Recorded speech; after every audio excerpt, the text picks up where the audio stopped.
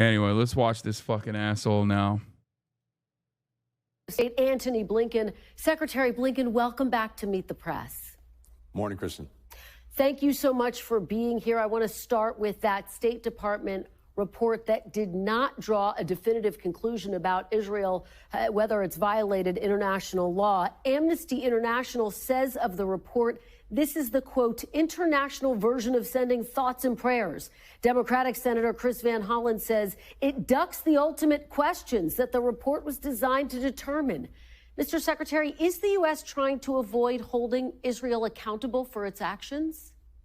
No. Yes. We don't have double standards. We treat Israel, one of our closest allies and partners, just as we would treat any other country, including in assessing something like international humanitarian law and its compliance with that law. I would invite people to read the report. They can see for themselves everything that we've laid out in the report.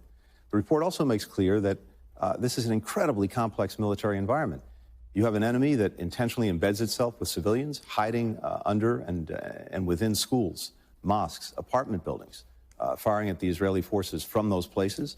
It's very, very difficult in the heat of war to make a definitive assessment about any individual incident. But what the report concludes is that based on the totality of the harm that's been done to children, to women, to men who are caught in this crossfire Hamas is making, it's reasonable to conclude that there are instances where Israel has acted in ways that are not consistent with international humanitarian law. At the same time, Kristen, we continue to look at, investigate each of these incidents, but critically, so does Israel.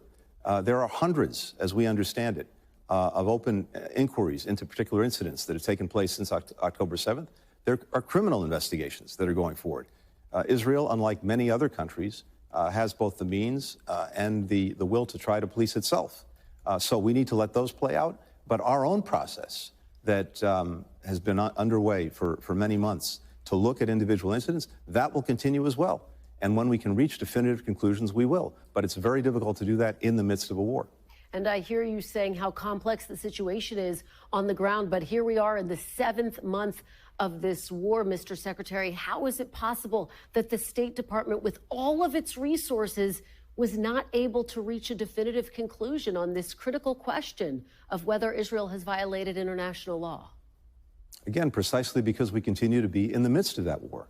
And making these assessments in real time, when we don't have people on the ground, when we also have to make sure that we're getting information from all concerned, that takes time, and we want to make sure that we can reach definitive conclusions. But as the report makes clear, given the totality of the damage that's been done to civilians, to children, to women, to men, given that, given the fact that Israel clearly has procedures, rules, regulations, laws that go into the targeting decisions they make, the way they conduct themselves, but the results that we've seen in terms of the horrible loss of life of innocent civilians, it's reasonable to assess, as we say in the report, that there are instances where they've acted inconsistent with their obligations under international humanitarian law.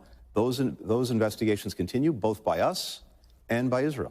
Let's zoom out a little bit and talk about U.S. policy. The U.S. has urged Israel not to invade Rafah, yet troops are already on the ground. And this weekend, we learned that over 300,000 people are being evacuated. President Biden threatened to withhold certain weapons if Netanyahu goes into Rafah in a full-scale invasion, while at the same time sending in other weapons. Big picture, why should Israel believe that the U.S. is willing to back up its threats? Well, first, let's step back for 1 minute.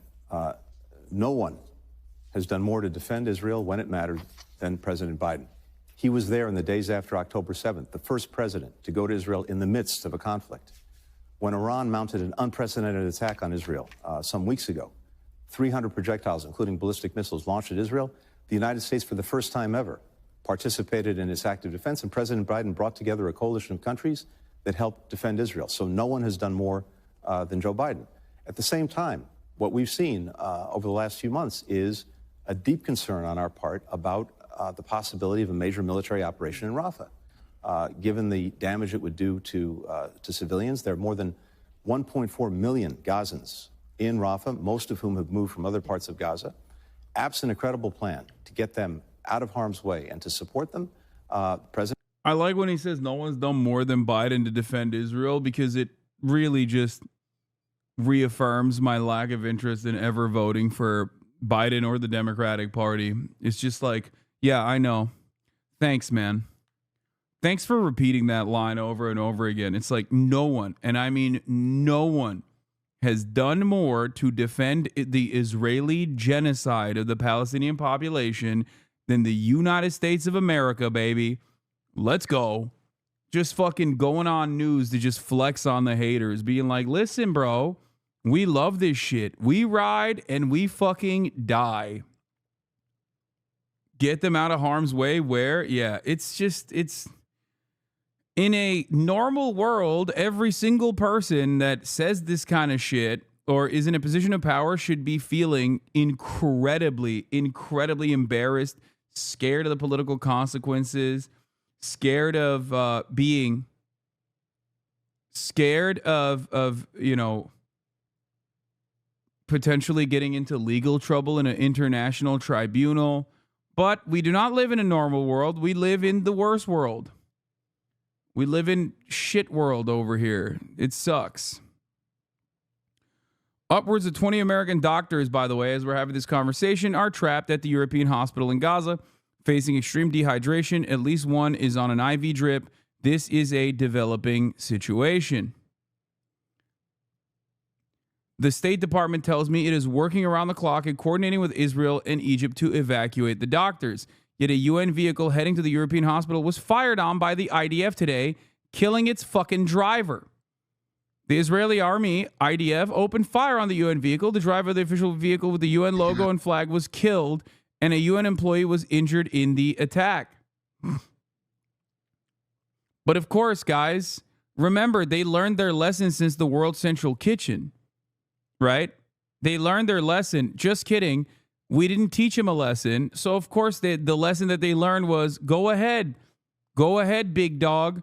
Keep popping off on fucking UN officials and aid workers. They've killed so many. Why would they stop? That's why him saying Israel has the means to police itself means absolutely nothing. Because just because a country has the means to police itself doesn't mean they have the interest in doing so. And especially when the big dog in the room, the daddy in the room, the United States of America is not telling Israel, like, cut this shit out. We're gonna actually stop funding your shit. Why would they? They're learning all of the correct lessons that we're teaching Israel, that they can get away with doing everything they want to get away with. What's to stop us from just flying some damn Blackhawks in there and getting them out? Is the IDF going to fire on U.S. Army helicopters? First of all, the question should be, why the fuck are they in a state of disarray, in a state of dehydration? It's a hospital in an area that was previously declared a safe zone. Okay? Where the fuck's that? What's that about? And also, if you think that Israel wouldn't shoot at American soldiers, you're out of your dang mind. They're going to fucking send in a goddamn Black Hawk, and then the Black Hawk is going to drop. Even without the Israeli soldiers shooting at it, it's just going to fucking explode the moment it goes over Israeli airspace. Because that's just what Black Hawks do. I'm not even joking. Yeah, they should send in a fucking Osprey next, too, after the Black Hawk. I am not at USS Liberty to discuss. Yeah, that's why you send two, dummy. Yeah, so both blow up. 50 years later, the NSA keeps details of Israel's USS Liberty attack a secret. New Snowden documents provide precious new details about an incident that remains shrouded and controversial. On June 8th, 1967, an Israeli torpedo tore through the side of an unarmed American naval vessel, USS Liberty, approximately a dozen miles off the Sinai coast. The ship, whose crew was a command of the National Security Agency, was intercepting communications at the height of the Six-Day War when it came under direct Israeli aerial and naval assault. Reverberations from the torpedo blast sent crewman Ernie Gallo flying across the radio research room where he was stationed. Gallo, a communication technician aboard the Liberty, found himself and his fellow shipmates in the midst of an attack that would leave 34 Americans dead and 171 wounded. This week marks the 50th. This was in 2017. 2017 was the 50th anniversary of the assault on USS Liberty. And though it was among the worst attacks in the history against a non-combatant U.S. naval vessel, the tragedy remains shrouded in secrecy. The question of if and when Israeli forces became aware they were killing Americans has proved a point of particular contention in the on-again, off-again public debate that has simmered over the last half a century. I hope you guys, maybe develop a different understanding now that you know that, at least. When you ask the question, like, oh, would Israel just, like, what is Israel going to do? Shoot at, like, American troops? The answer is yes. It's been clear for some time that we couldn't and would not support a major military operation in Rafah. Now, at the same time, we share Israel's objective of making sure that Hamas cannot govern Gaza anymore, that it be demilitarized, that Israel get its leaders. We continue to support that. But there's a better way of achieving that than going headlong into Rafah. That's what we're talking about with Israel now. We have a better way of doing it. We're engaged in conversations with them about that. But the president, answering a question, was very clear about where we are on Rafah itself and what we would do or not do in the event that they go with a major military. Even if these dumb fucks are insanely Zionists, do they not know how to do politics? Like, they will probably end up losing the election because Gen Z voters not showing up to vote for Brandon because of this issue. So why not at least posture like they care about Palestinians? They posture about everything else. Why not this? They literally, there needs to be communication discipline on any and every mention of Israel. And you cannot, like, you literally just cannot mention the Palestinian plight. This is a new phenomena in comparison to the past 20, 30 years. I would say where even like organs of the American government are even mentioning Palestinian victims of Israel's violence. So what you're seeing is actually a sea change, but it should be a clear indication of how bad things are. In the last 20, 30 years, we wouldn't even mention Palestinians that are being killed. In many of the communications after October 7, you still, from like all matter of PR, something as marginal or rather insignificant as like a college campus doing PR, Chapo talked to a former spokesperson for one of the colleges that quit their job after October 7. And like, part of the reason why they quit was because they thought it was unconscionable that like when attacks were happening against like students, pro-Palestinian students on campus, that the school would just be like, yeah, don't even bring it up. Don't even cover it. So that's usually the modus operandi. No mention of the Palestinians or the Palestine as a state, Gaza as a place. Like usually it's not even a thing that you mention. So the fact that Blinken is even mentioning it is obviously gross because like it's just so marginal the way he mentions it, but it's actually surprising in the grand scheme of things. Separation. I hear you saying you haven't seen a credible plan yet for how Israel would go into Rafah and mitigate civilian casualties. Is it fair to say that President Biden and Prime Minister Netanyahu are not seeing eye to eye right now? There are two things. One is that, as the president said, and as we said in many conversations over the last couple of months, there has to be a credible plan for the civilians. Have you seen a credible plan? We have to make sure. We have not. Second, there's something else that's important. We also haven't seen a plan for what happens the day after this war in Gaza ends. Because right now, the trajectory that Israel is on is even if it goes in and takes heavy action in Rafah, there will still be thousands of armed Hamas left. We've seen in areas that Israel has cleared. That's why they need to kill more. Even in Khan Yunis, Hamas coming back.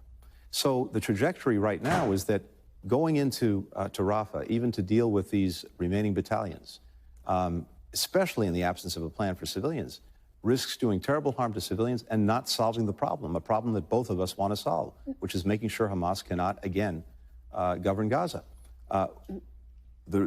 Israel's on the trajectory potentially to inherit an insurgency with many armed Hamas left, or if it leaves, a vacuum filled by chaos, filled by anarchy, and probably refilled by Hamas. We've been talking to them about a much better way of getting an enduring result, enduring security, both in Gaza itself and much more broadly in the region. Those conversations continue, and that's what partners, that's what allies do. We are clear-eyed, and we speak the truth to each other as we see it.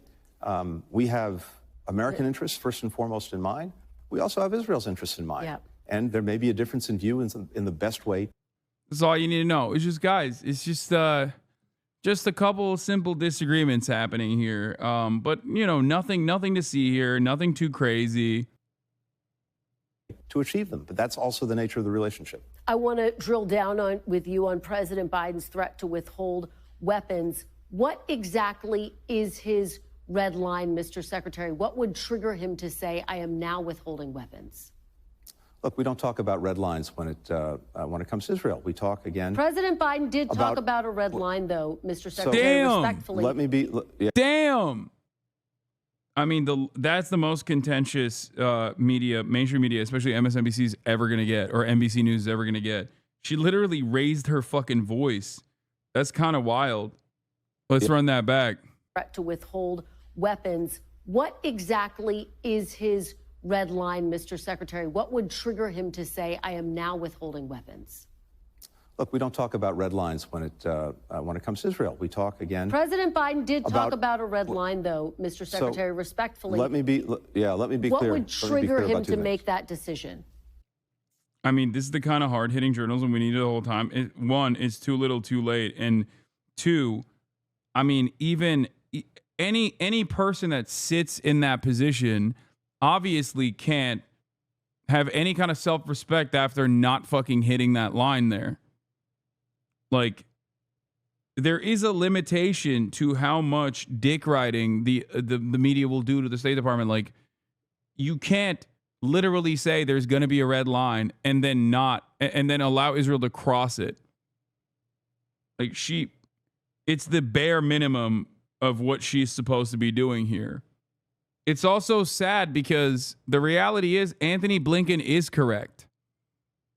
Biden and his like supposed red line that keeps conveniently being drawn around the periphery of Israeli occupying forces is closer to Blinken's understanding than what Biden presented it as. Biden said that there is a red line, except he did not enforce it.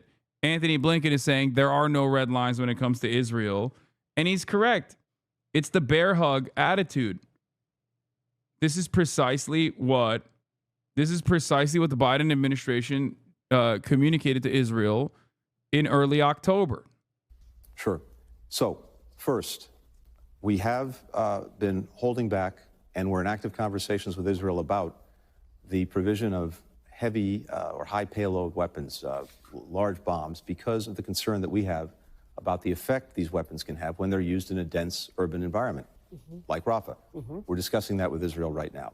Second, what the president said is that if Israel goes in with a major military operation in Rafah, in that case, there are certain systems that we will not provide to Israel that would aid that effort, because it's something that we do not want to be part of, given the damage that it would do to civilians. And again, not to achieve a durable, lasting, effective result for Israel and for its security. That's what the president said. We've said that in conversations with our Israeli partners. It's unfortunate that that leaked out, but the president responded forthrightly to a question when he was asked about it.